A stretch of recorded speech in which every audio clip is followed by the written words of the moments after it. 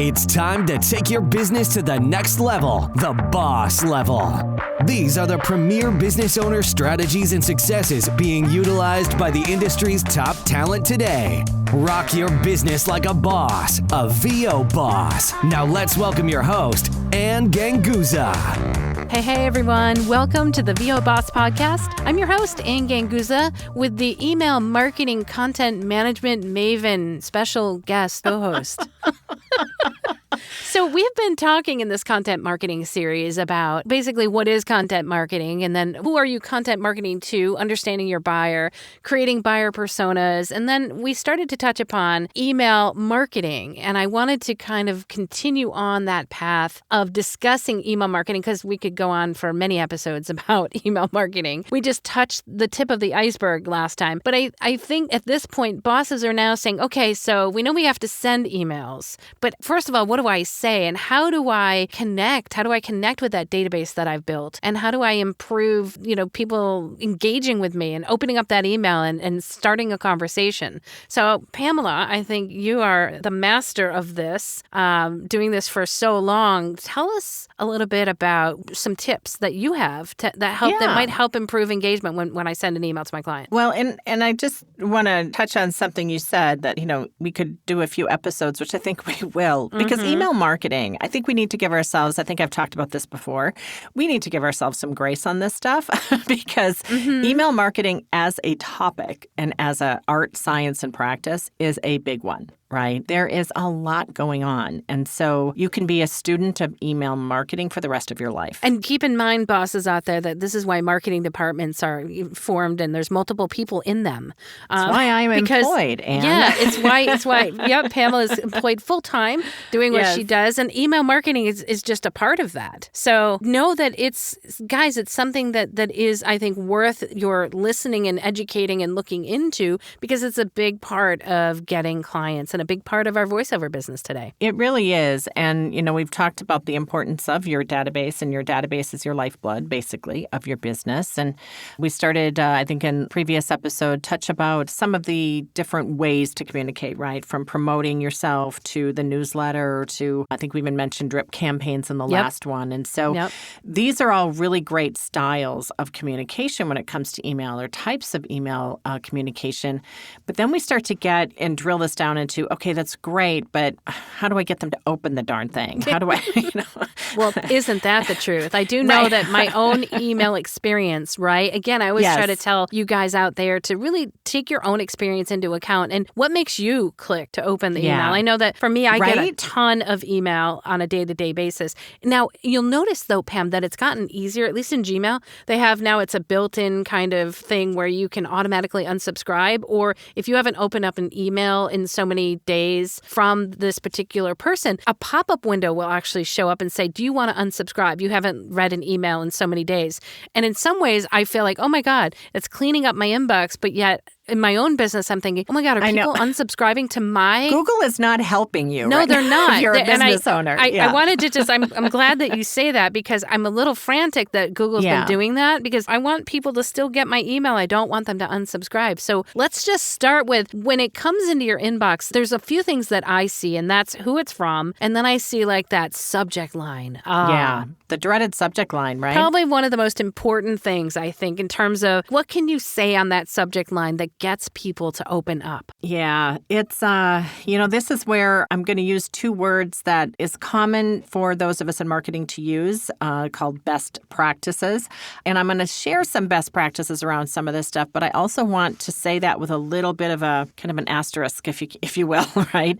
That best practices are there to help guide you as you get things kickstarted and feel a little more what I call educated confidence around this stuff. But at the end of the day, it's also tracking your own data that is going to help you with your best practice, right? So I cannot stress that enough. And the reason I say that is because with every single one of these pieces or of elements of tip, right, like subject line, or we'll talk about day of week, time of day, things like that, there is a corresponding piece of data that goes with that. And that's what we as business owners don't always, connect the dot, right?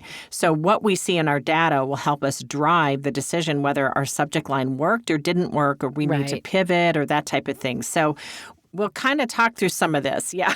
Yeah. There's so many people, I can't tell you, Pam, that ask me, okay, so what do I say? Like, what do I write? And Yes. like, it's almost like they want it to be like, I need the answer. The silver bullet subject line, I would be a billionaire if I could come Exactly. up with Like, what subject do I put in there? Like, what do I write? And it's almost like the old rate question as well. What do I charge? And I'm like, well, a lot of times we have guidelines and best practices. So it's kind of the same thing, right? These are best really practices. is. Yep. And guys, know that, it takes courage sometimes to write a subject line.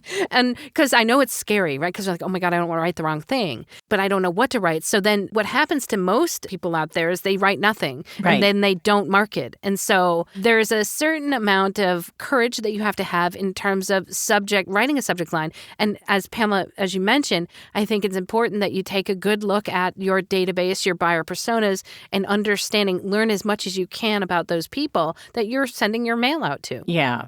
And a rule of thumb with the subject line as well is don't bait and switch me, right? So make sure your subject line 100% coincides with what's happening inside the email, right? That's really important. We don't want to bait click these people. We don't want to... Make sure people know what bait click means. So basically when a headline or a subject line says something so sexy and intriguing, we have to click on it, and then you open it up and you're totally defeated or deflated because the information in the article or the email is not at all what the subject line was, but it got me to open it. I hate when that happens. I feel like I've been duped. And then it's like, that's not a good... I don't think you want your potential clients to feel like they've just been duped by you. And that is... So every time I click on an article, like even on the web, right? Or, in social media, and there'll be a bait click title of an article, it's very frustrating. And then I just have a negative feeling about that particular... You know what I've learned to do on social media, Anne? What? Is I go to the comments first before I open it. Yeah. And the comments, 9 Good times idea. out of 10, somebody said, don't waste your time. This is what the article is. Like, thank you so much, right? And we also have this internal dialogue that goes on, right, of I think it's bait click, I think it's a clickbait or whatever, So So don't put the subject line, what is it, like, don't hire me, or like when you intend to have people hire me or something like that. Something really, that just doesn't connect to the information. But some things to consider, like with subject line, character length is a part of this process. You don't want it to be too long and you don't want it to be too short. This is one of those areas where I will tell you today a best practice, and in 6 months it could be different, right? So, but right now, currently, kind of a sweet spot for character length is 40 to 50 characters. So that does mean spaces. 40 to 50 characters succinct. Now, again, this is a best practice. So that doesn't mean there aren't exceptions to every rule, right? But when you want to get started or get out of your own head, right, just think, okay, I've got to be succinct. So the challenge with that, for any of you that have written a LinkedIn post versus a tweet, it's kind of the same thing, right? It's not easy to write a 40 to 50 character subject line that's going to get somebody to open it. There is a reason copywriting is in itself a specialty. And this is a piece of I have it. such respect. Yeah. Such respect for people who can copyright. They are worth their weight in gold. Yeah, they truly are, because they're able to take, true copywriting speaks. Again, I think we've talked about this numerous times. This is about emotion, right? Marketing is about emotion. So things to consider in those subject lines, make it action driven, right, is a great way to go. Get them to do something, and always think about them, right? Making their life better in some way, improving them. The intent here is that the information you're going to read in this email is going to make your life better, is going to improve your situation. So that's one way to think about action-driven. We've heard often questions are good, right? When you get asked a question, you automatically answer the question subconsciously when you read it. So questions are good. A lot of times I'll say be careful with yes-no questions. Right. You don't want them to say no. Right.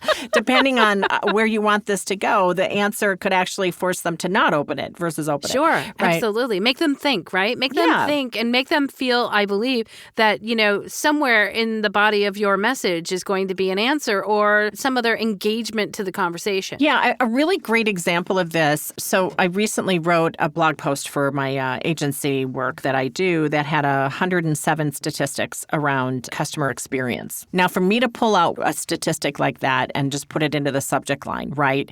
Is, 20% of buyer personas do X. It's something that's engaging.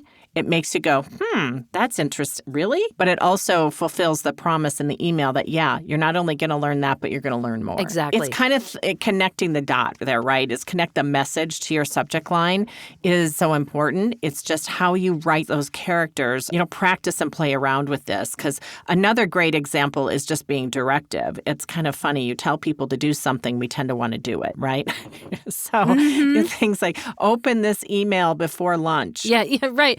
Okay. Or somebody might be defiant, but you're right. I like that. And again, depending on your brand, defiant may work. I don't know. I want to also mention that, guys, remember that this email, depending on where it's coming from, if you're emailing from Gmail, let's say, this is a different thing. We're emailing to a list, right? Yes. So in that case, you might be within an email service like MailChimp or ActiveCampaign or some other type of mail service. A lot of times built into the subject line, they have some best practices. For example, I know in ActiveCampaign, you can't have special characters. If you have too many exclamation marks in there or capital letters, they won't let you have that. I know that emojis, Pamela, I don't know if you want to speak to emojis, have also been in a lot of my emails lately, and they've been effective. It definitely can be. I mean, there's a couple of things I want to touch on there. With the emoji piece, this is part of it's a personal preference. If you feel comfortable going that route with your email and your marketing in general. But I think it also, and we can probably touch on this a little bit more in a few minutes, but A/B testing, right? I mean, testing, and this is where data becomes so critical, right? Like you can put, say, okay, this email I want to try a subject line with an emoji, and then next time I send it, I want to try it as more directive or question, right? And see which one tends to be more successful. I mean, this is where your data can really be a godsend for you in terms of just kind of testing new ideas. Yes, and for those that are not familiar, the A/B testing can be built in, again, to those mail services. They can allow you to do A/B tests that's built right into the process. When you are sending the email out, it will ask if you want to do an A/B test and how you want to split that up, and then give you data on that. And I do a lot of A/B test work. I don't know if you want to go deeper on that, Anne, but I do a lot with my clients, and the more robust your database, the more you have a true qualitative result. It's like a poll, right? I mean, it's the more qualified people that take the survey, you're going to have just better results, right? So obviously, A/B testing 10 people is probably not going to be successful. It's just not a good way to start. But as you grow your database, this is a really great option. And I cannot stress this enough. You only test one item of your email at a time. You do not test subject line and your call to action at the same time. You only test one. Great advice. And the A/B test is basically you take, let's say you have 1,000 names in your database. You take 500 and you send them the subject line with the emoji, and everything else is identical. Is identical, yep. And then you take B and you send the other 500 the question mark subject line, but everything else is identical, like the message, the images, the CTA, everything. And then that's how you get a true quantitative result. And then again, I'm going to continue to remind you guys that if you are within one of these mail services, you will be able to get the information and the stats from the A/B test. You'll be able to see how many people opened, how many people clicked, and then you'll be able to learn more about your database, and that's important. It's like you're building your buyer persona by doing A/B testing as well. You touched on the ESPs, these email service providers are also guiding on the subject line, and I just want to touch on that. And this because sometimes we're sending things one-on-one, right? Or we're sending it from our Gmail. And what's important about this is like capital letters, exclamation points, the word free, special characters, the word, any of those things. There are reasons those are flagged, and that is because when you're sending, this is especially a challenge when you're sending to large corporations, you will get flagged on their end, automatically go to spam, or even worse, get blacklisted, which means you will never be able to send that domain an email again. Yes, I like that you brought that up. And by the way, if you get put into spam, if your email gets put into spam, there's not a lot you can do in many of these email services. They can't tell if you get put into spam because that happens on the other server. Right. And so you're not going to know if your email lands into spam. And chances are that client that didn't get the email, they're not going to let you know that you went into spam unless you're contacting them and say, hey, did you get my email? And they say, no.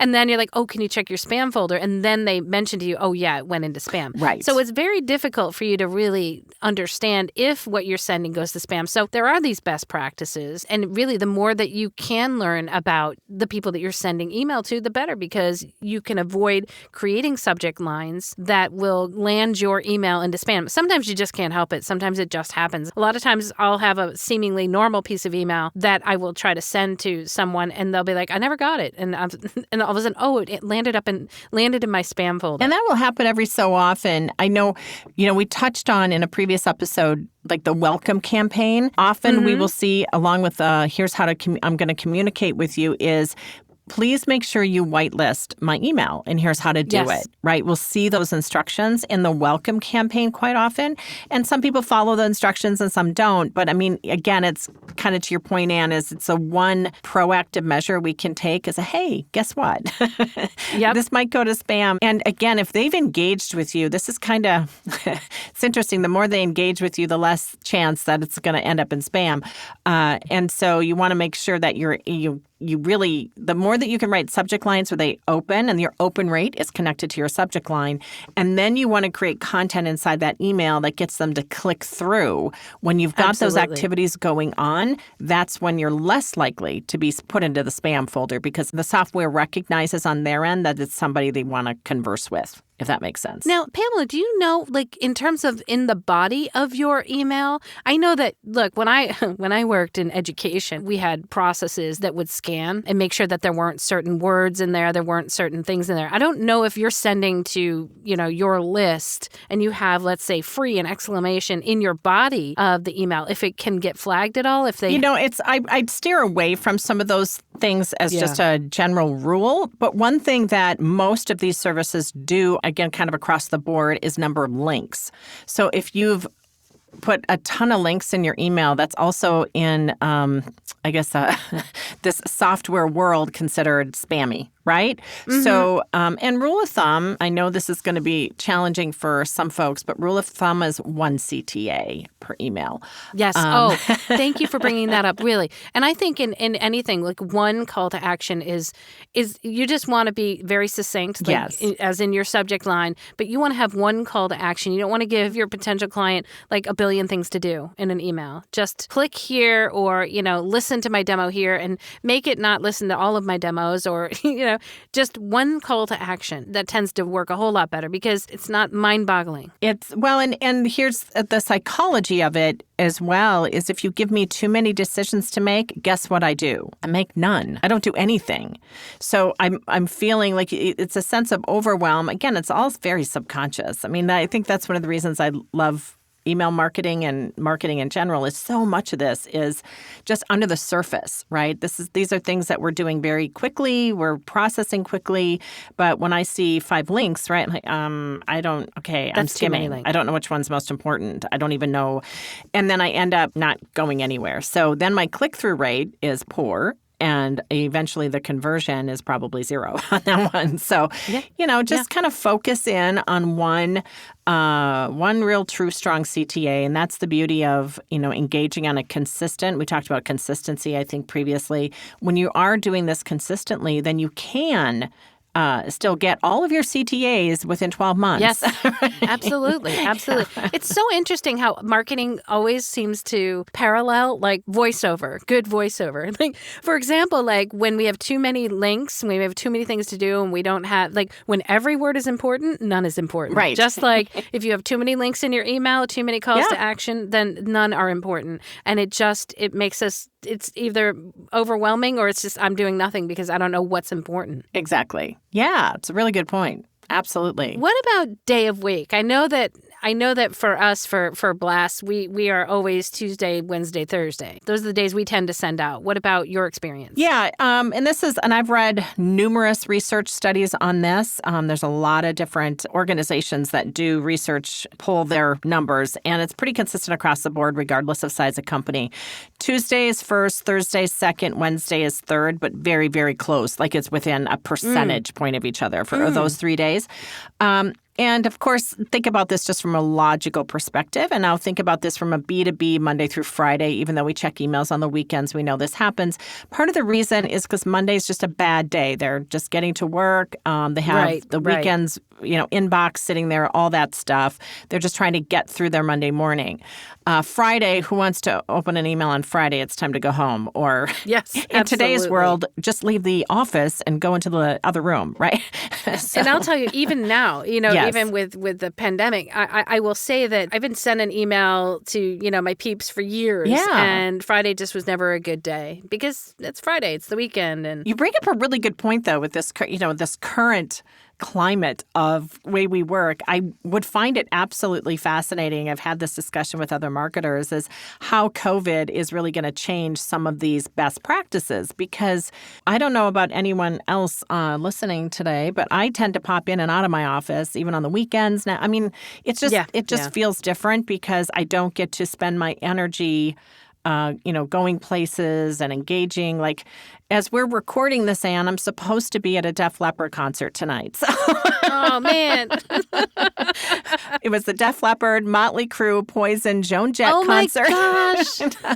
And my heart is breaking. Of course it is. So I'll probably do some work instead because what's a girl to do? What's a girl to do? Now I have to wait until July of 2021. But, that's okay. I'm going to say for me, oh, man, I'll tell you what. I'm going to say for me, though, on Fridays, I'm still trying to have some semblance of normalcy. And so, I don't know, my feeling about Fridays is I'm not necessarily, I'm trying to, I'm thinking about having my own at-home, happy hour. Of course, yeah. I don't know if Fridays will ever be a good day, right? I do want to stress, though, the importance of really, again, focusing on how your database works. There was a client that I worked with in my day world, that it was a financial services client. And then we tried a few different day of the week A/B tests, right? And we landed on, believe it or not, Sunday night was the best time. I've heard that. And the reason it was for this audience, now keeping in mind we knew the persona well, was an independent financial advisor, small business owner, just like us, right, for the most part. So what we learned about the audience was they used their Sunday nights to plan their week ahead, right? Mm-hmm. And as a general rule. And so, of course, that meant opening up their laptop, opening up their email, kind of checking what's going on in their calendar, and boom, our email was sitting there. So they would open it. And for that particular client, right, it just was a great time. And they never would have thought that if they hadn't gone through this A/B test route of kind of trying different days. Sunday night for me also works well. Yeah. And Saturday mornings at 11, for some crazy reason, works well for my audience. And so I think, guys, it really is, there are, again, these are best practices, but that doesn't mean for your particular audience that they are setting goals. I can totally see how Saturday would work for you, especially if you have members of the audience that are similar to my lifestyle, right, where I've got a full-time job. I finally get to spend some time building my voiceover business on a Saturday morning, right? Yep, so absolutely. Makes total sense. Yeah, I love that. Wow. Gosh, we could go on forever. And again, this will deserve another episode, Pamela, of discussion to talk even more about email. But it's been a great episode. Thanks again for sharing all your wealth of wisdom and knowledge about this. And I want to give a great big shout out to our sponsor, IPDTL. Again, being able to come to you week after week with this amazing technology. Like Pamela and I are in the next room, although I wish we were, actually. Someday soon, Anne. Someday soon. Yes, someday soon. I get to come visit you in Vegas because I love Vegas, one of my favorite places. When it's back up and running, fully. When it's back up and running. And you can come visit me here in my new studio. Yes. That will be awesome. But you guys can find out more at ipdtl.com. You guys have an amazing week, and we will see you next week. Bye now. Bye. Join us next week for another edition of VO Boss with your host, Anne Ganguzza. And take your business to the next level. Sign up for our mailing list at voboss.com and receive exclusive content, industry revolutionizing tips and strategies, and new ways to rock your business like a boss. Redistribution with permission, coast-to-coast connectivity via IPDTL.